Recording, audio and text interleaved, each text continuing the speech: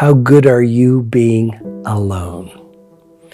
If you look at the great geniuses, you look at the great women and men of the world, you look at the most creative people, you look at people who are building great businesses, they all have one thing in common. They spend a lot of time thinking. And you will never get your best insights in a noisy restaurant or being surrounded by your best friends.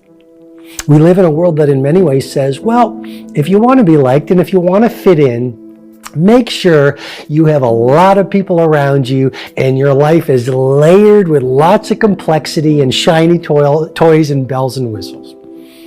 Blaise Pascal, the French mathematician, said something I've never forgotten. He said, most of man's miseries derive by his inability to sit quietly in a room by himself. Tranquility is the new luxury. I'm going to repeat that again because it's so important. Tranquility is the new luxury. Most people in the world right now are so addicted to distraction. There's so much going on. They're exhausted. And so one of the single best moves you can do to get your best thinking done, to get your best insights, to be more intentional as you go through your days, to amplify your productivity, creativity, and prosperity is this: make more time to be alone. And to go even deeper, make the time and develop the ability to like yourself more. You know, you are the only person who will be with you your entire lifetime. We're going to lose loved ones.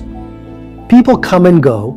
You are the only person that will be with you as long as you are alive. And so why not build intimacy and fluency with you? Your relationship with yourself, powerful point here.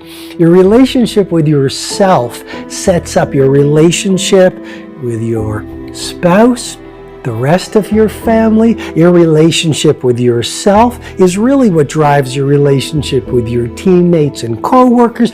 Your relationship with yourself sets up your relationship with money, because you will never have a higher income than your self-identity.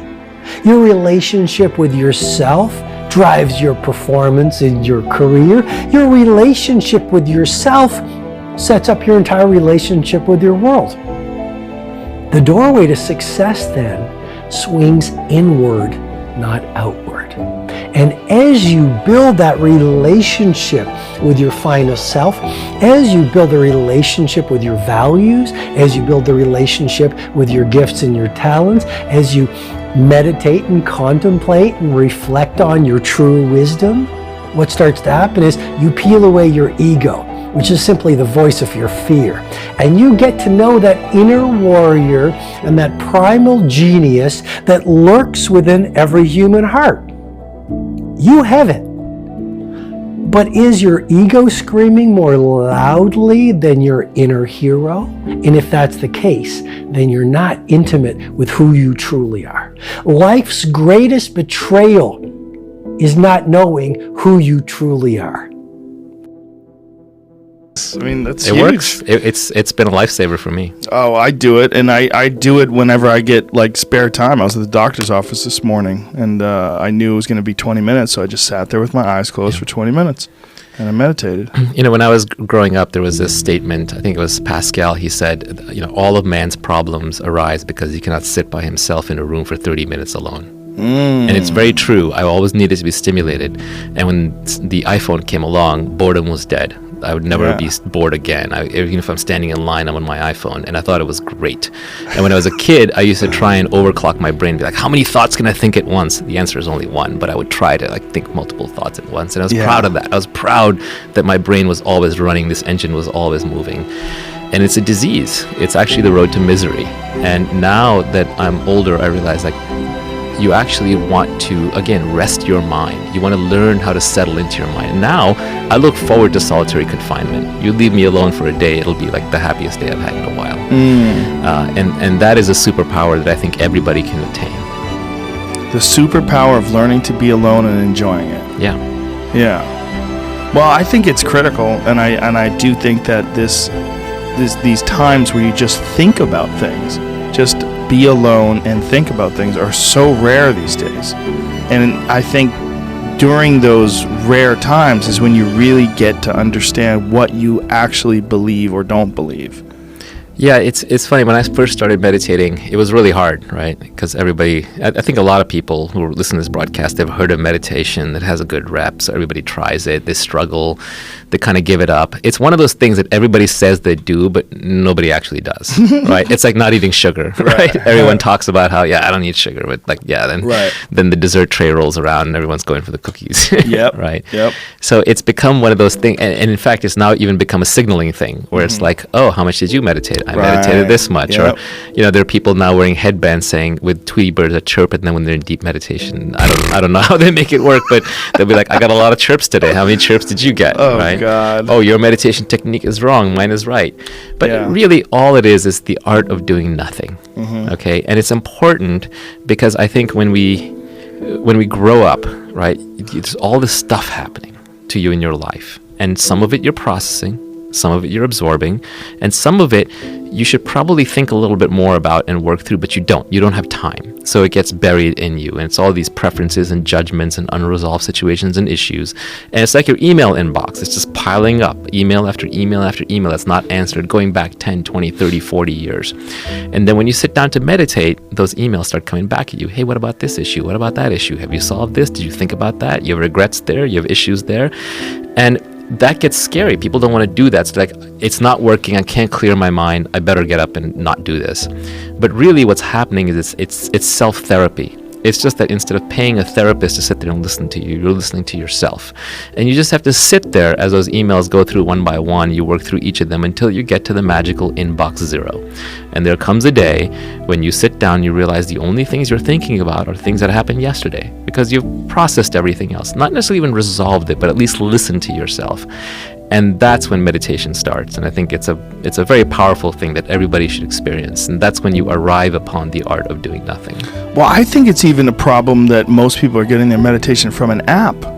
I will not use an app. It's sneaky. I mean, Sam Harris is a very good meditation app, I should say that. But you should be able to just do it. And many people can't. It is literally the art of doing nothing. Yes. So all you need to do for meditation is just sit down, close your eyes, comfortable position, whatever happens, happens. If you think, you think. If you don't think, you don't think. Don't put effort into it. Don't put effort against it. It's all you need. Do you concentrate on your breath, or Nothing. do you have a specific technique? Nothing.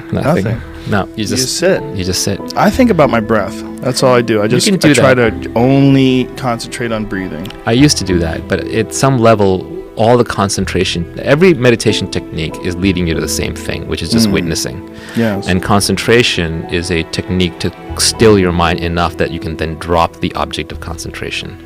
So you could also just try going straight to the end game. The problem with what I'm talking about, which is not focusing on your breath, is you will have to listen to your mind for a long time. It's not going to work unless you do at least an hour a day, and preferably at least 60 days before you kind of work through a lot of issues. So it'll be hell for a while, but when you come out the other side, it's great. You get rid of the chatter. Or when the chatter comes, it's in the background, it's dimmer, it's smaller, you've heard it before, you see the patterns, it's more recent, it's something you need to resolve anyway, and you will get moments of actual silence. What's your ultimate state when you meditate? Like, is there a state where you've achieved, rarely if ever, where you just you're in bliss, or you're in harmony, or you're in enlightenment? Like, what? It's kind of indescribable, because when you're really meditating, you're not there. When there's no thoughts, there's no experiencer, there's nothing. There's just nothing. So it's hard to describe, but I would say that it's like you can definitely, every psychedelic state that people encounter using so-called plant medicines can be arrived at just through pure meditation. And I've definitely hit some of those states. You've hit some transcendent psychedelic states where you're hallucinating the whole deal? I've had trippy visuals. I've had the kind of the lights and colors. I've had the so-called downloads. I've had the realizations. I've had the bliss. I've had the light. I've had the colors. But not every time. No, it's rarely. And in fact, I would say that's also like an experience that you can start craving, which will then actually take you out of meditation. where you really, and I'm not enlightened or anything close to it, so not even the ballpark, but my own experience, and this is just personal experience, is the place where I end up the most, that is really the one that I want to be at, is peace. It's just peace. Peace, happy. Despite being surrounded by so many people, we still lack that feeling of belonging to somebody, being accepted by somebody, being loved by somebody. How should we deal with that discontent and loneliness? On one level, many questions are aimed towards, how can I be free from this and that? Another level, you are asking, how can I bind myself to something or somebody? You must decide. What is the highest value in your life, freedom or bondage? Please, I would like to hear that word. Oh, freedom! But if you are free, you feel lost. If you go into the mountains and you're totally free, that is, nobody around, nothing around, you're just in the empty space of the mountains, you don't feel free, you think you're lost. So to handle freedom, it needs a certain clarity and strength. Most people cannot handle freedom. They are always trying to bind themselves, but only talking, mouthing freedom all the time. If you really set them free, they will suffer immensely. So this is an evolutionary issue. In the sense, human beings are right now like this. A caged bird, if you keep a bird caged for a long period of time and then one day you took off the door of the cage, still the bird won't fly. From inside it'll protest that it's not free, but it'll not fly. Human condition is just that. For all other creatures, nature has drawn two lines within which they have to live and die, and that's what they do. But only for human beings, there's only bottom line, there's no top line, and that's what they're suffering. If their life was also fixed like every other creature's life, they wouldn't be stressed, they wouldn't be anxious, they wouldn't be struggling how to handle their own intelligence. And that is what you're seeking unknowingly. You may seek it in the form of relationships, you may seek it in the form of profession, you may seek it in the form of nationality, ethnicity, community, God, heaven, hell. All you're trying to do is draw an artificial line which does not exist. Because freedom needs courage. Freedom needs a certain madness.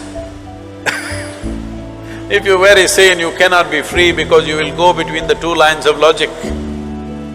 To be free, it takes a lot of strength. That if you… First of all, what needs to happen if you want to be free is… Do you understand that all human experience has a chemical basis to it? Hello? What you call as joy is one kind of chemistry, misery is another kind of chemistry, stress is one kind of chemistry, anxiety another kind of chemistry, agony one kind of chemistry, ecstasy another kind of chemistry. At least ecstasy, you know it's another kind of chemistry. I hear. So, your experience of life has a chemical basis to it. This is a more superficial way of looking at it. There are other dimensions to it, but for your understanding. Or in other words, what you call as myself right now, you're a chemical soup. The question is only, are you a great soup or a lousy soup? Yes or no? Right now, if you have a chemistry of blissfulness, if you close your eyes, it's fantastic, if you open your eyes, it's fantastic, if somebody is here, it's fantastic, nobody is here, it's very fantastic. Yes or no? But you have a lousy chemistry. If you look at them, if they smile at you, it's nice, not fantastic. If they look at you like this, suddenly it's a problem. If these people are happening just the way you want, your chemistry is reasonably balanced. If they do something that you don't like, boom, it goes somewhere else. So essentially, you have not looked at this mechanism, what is the basis of this, how it functions, how I can make it function at its highest level. Right now, let's say you really blissed out like me. Do you care who is around, who is not around? If they're around, it's fantastic. They go on, fantastic. Because your experience of life is no more determined by what you have and what you don't have, whether it's people or things or food or this or that, it is not determined by that.